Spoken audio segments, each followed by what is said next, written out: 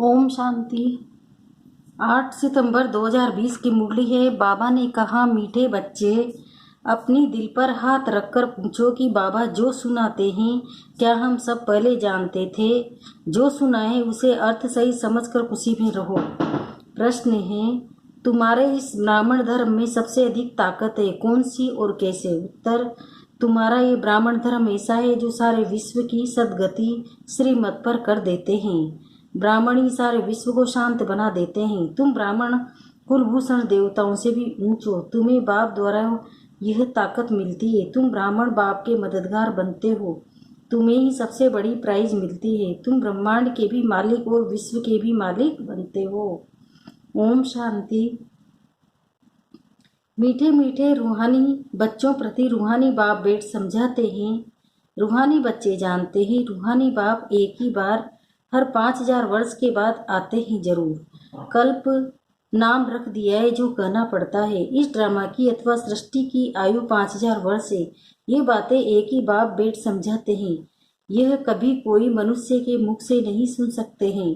तुम रूहानी बच्चे बैठे हो। तुम जानते हो बरोबर हम सभी आत्माओं का बाप वह है। एक बाप ही बच्चों को बेट अपना परिचय देते हैं जो कोई भी मनुष्य मात्र नहीं जानते। कोई को पता नहीं गॉड व ईश्वर क्या वस्तु है, जबकि उनको गॉड फादर कहते हैं। तो बहुत प्यार होना चाहिए। बेहद का बाप है तो जरूर उनसे वर्षा भी मिलता होगा। अंग्रेजी में अक्सर अच्छा कहते हैं हेवनली गॉड फादर। हेवनली कहा जाता है नई दुनिया को, हेल कहा जाता है पुरानी दुनिया को, परंतु स्वर्ग को कोई जानते नहीं। सन्यासी तो मानते ही नहीं। वह कभी ऐसे नहीं कहेंगे कि बाप स्वर्ग का रचयिता है हेवनली गॉड फादर।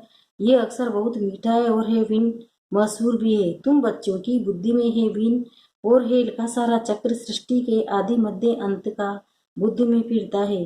जो सर्विसेबल हैं सभी तो एक रस सर्विसेबल नहीं बनते।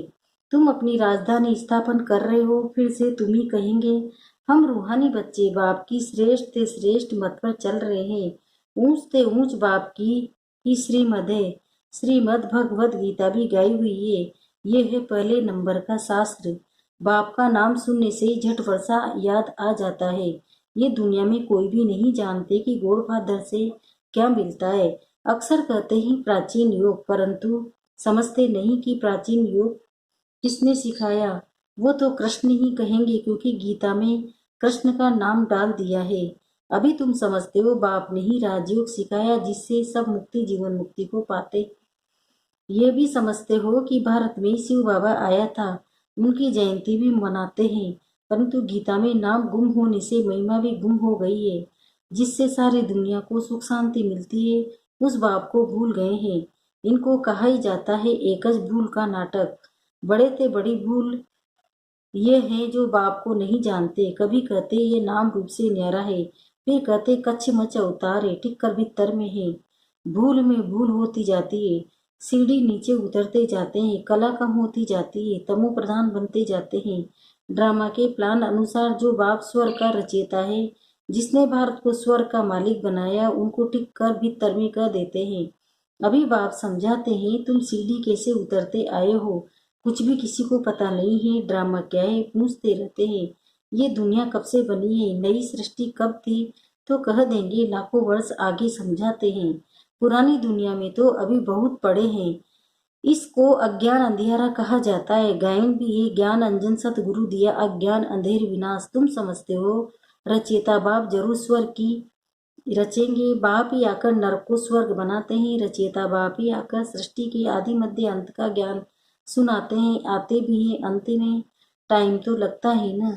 ये भी बच्चों को समझाया है। ज्ञान में इतना समय नहीं लगता जितना याद की यात्रा में लगता है। 84 जन्मों की कहानी तो जैसे एक कहानी। आज से 5000 वर्ष पहले किन्हों का राज्य था, वो राज्य कहाँ गया? तुम बच्चों को अब सारी नॉलेज है। तुम हो कितने साधारण अजामिल जैसे पापी अहिल्याएं कुब्जाएं भीलनिया, उनका कितना मूछ बनाते हो। बाप समझाते हैं तुम क्या से क्या बन गए हो। बाप आकर समझाते हैं पुरानी दुनिया का अब हाल देखो क्या है। मनुष्य कुछ भी नहीं जानते कि सृष्टि का चक्र कैसे फिरता है। बाप कहते हैं तुम अपने दिल पर हाथ रखकर पूछो, आगे कुछ नहीं जानते थे, कुछ भी नहीं अभी जानते हो। बाबा फिर से आकर हमको विश्व की बादशाही देते, कोई की बुद्धि में नहीं आएगा कि विश्व की बादशाही क्या होती है। विश्व माना सारी दुनिया। तुम जानते हो बाप हमको ऐसा राज्य देते हैं जो हमसे आधा कल्प तक कोई छीन नहीं सकते। तो बच्चों को कितनी खुशी होनी चाहिए, बाप से कितना बार राज्य लिया है। बाप सत्य है, सत्य शिक्षक भी है, सतगुरु भी है। कब सुनाई नहीं, अभी अर्थ सही तुम समझते हो, तुम बच्चे हो। बाप को तो याद कर सकते हो, आजकल छोटेपन में ही गुरु करते हैं। गुरु का चित्र बनाए भी गले में डालते हैं, वह घर में रखते हैं। यहाँ तो वंडर है, बाप शिक्षक सतगुरु सब एक ही है। बाप कहते मैं साथ में ले चलूंगा।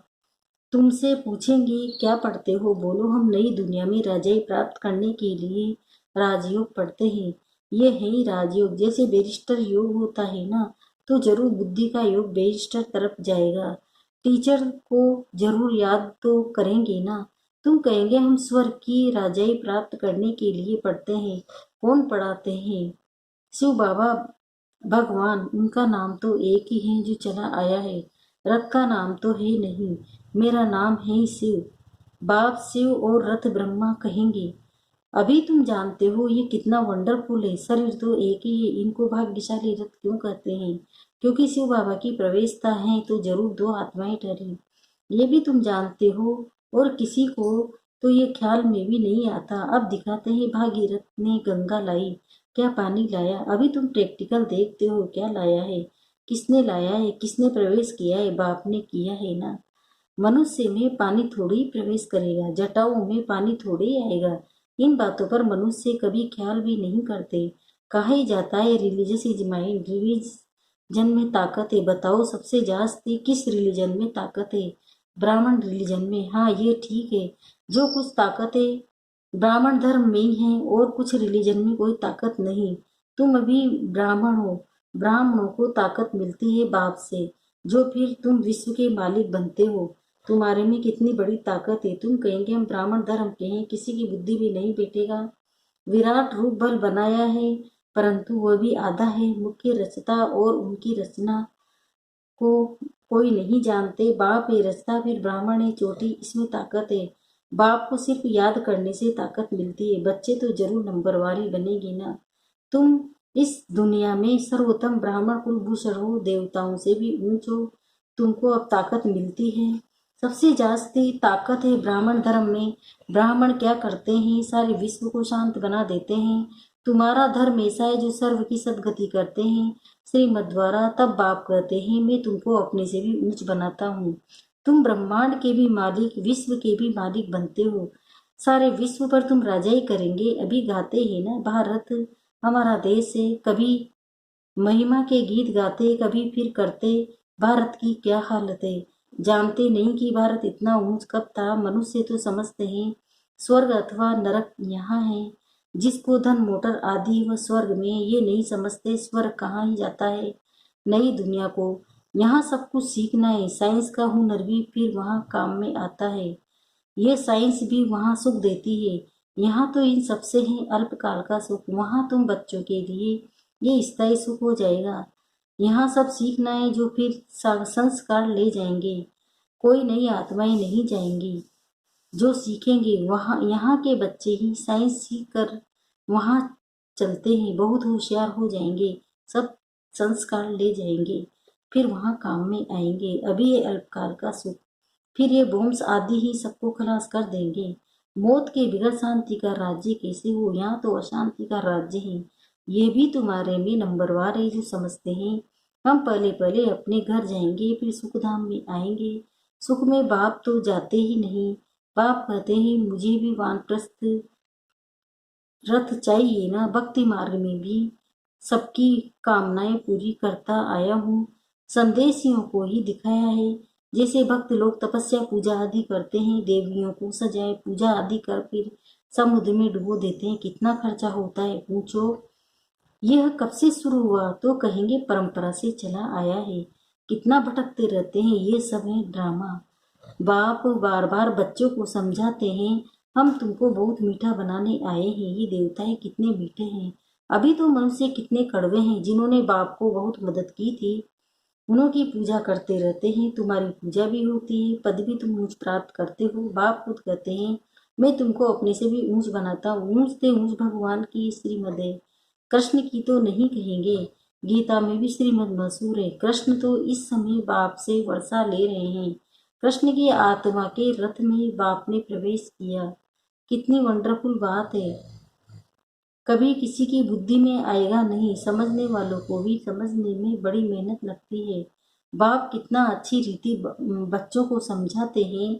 बाबा लिखते हैं सर्वोत्तम ब्रह्मा मुख वंशावली ब्राह्मण, तुम ऊंची सर्विस करते हो तो ये प्राइज मिलती है। तुम बाप के मददगार बनते हो तो सबको प्राइज मिलती है। नंबरवार पुरुषार्थ अनुसार तुम्हारे में भी बड़ी ताकत है। तुम मनुष्य को स्वर्ग का मालिक बना सकते हो। तुम रूहानी से ना हो, तुम ये बेज नहीं लगाएंगे तो मनुष्य कैसे समझेंगे कि यह भी रूहानी मिलिट्री है। मिलिट्री वालों को हमेशा बेज लगा हुआ होता है। शिव बाबा है नई दुनिया का रचयिता, वहाँ इन देवताओं का राज्य था, अब नहीं है। फिर बाप कहते मन मनाभव दे सहित सब संबंध छोड़ मामेकम याद करो तो कृष्ण की डायनेस्टी में आ जाएंगे। इसमें लज्जा की तो बात ही नहीं। बाप की याद रहेगी। बाप इनके लिए भी बताते हैं कि ये नारायण की पूजा करते थे, नारायण की मूर्ति साथ में रहती थी, चलते फिरते उनको देखते थे। अभी तुम बच्चों को ज्ञान है, बेस तो जरूर लगा रहना चाहिए। तुम हो नर को नारायण बनाने वाले, राजयोग भी तुम सिखलाते हो, नर से नारायण बनने की सर्विस करते हो। अपने को देखना है, हमारे में कोई अवगुण तो नहीं है। तुम बच्चे बाप दादा के पास आते हो, बाप ऐसे बाबा दादा है उनका रथ। बाप जरूर रथ द्वारा ही मिलेंगे ना। बाप के पास आते ही रिफ्रेश होने, सम्मुख बैठने से याद पड़ती है बाबा आया है ले जाने के लिए। बाप सम्मुख बैठे हैं तो जास्ती याद आनी चाहिए। अपनी याद की यात्रा को वहाँ भी तुम रोज बढ़ा सकते हो। अच्छा मीठे मीठे से खिलते बच्चों प्रति माता पिता बाप दादा का याद प्यार और गुड मॉर्निंग। रूहानी बाप की रूहानी बच्चों को नमस्ते। हम रूहानी बच्चों की भी रूहानी माता पिता बाप दादा को याद प्यार गुड मॉर्निंग, नमस्ते नमस्ते नमस्ते। शुक्रिया बाबा शुक्रिया, आपका पद्मा पदम शुक्रिया। धड़ नकली मुख के सारे पहला है। अपने को देखना है कि हमारे में कोई अवगुण तो नहीं है। जैसे देवी देवताएं मीठे हैं ऐसा मीठा बना हूँ। दूसरा है बाप की श्रेष्ठ से श्रेष्ठ मत पर चल अपनी राजधानी स्थापन करनी है। सर्विसेबल बनने के लिए सृष्टि के आदि मध्य अंत का हेविन और हेल का ज्ञान बुद्धि में फिराना है। वरदान श्रेष्ठ भावना के आधार से सर्व को शांति शक्ति की किरणें देने वाले विश्व कल्याणकारी भव। जैसे बाप के संकल्प या बोल में नयनों में सदा ही कल्याण की भावना व कामना है, ऐसे आप बच्चों के संकल्प में विश्व कल्याण की भावना व कामना भरी हुई हो। कोई भी कार्य करते विश्व की सर्व आत्माएं इमर्ज हो। मास्टर ज्ञान सूर्य बन शुभ भावना व श्रेष्ठ कामना के आधार से शांति व शक्ति की किरणें देते रहो, तब कहेंगे विश्व कल्याणकारी। लेकिन इसके लिए सर्व बंधनों से मुक्त स्वतंत्र बनो।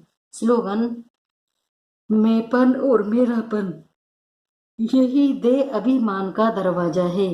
अब इस दरवाजे को बंद करो।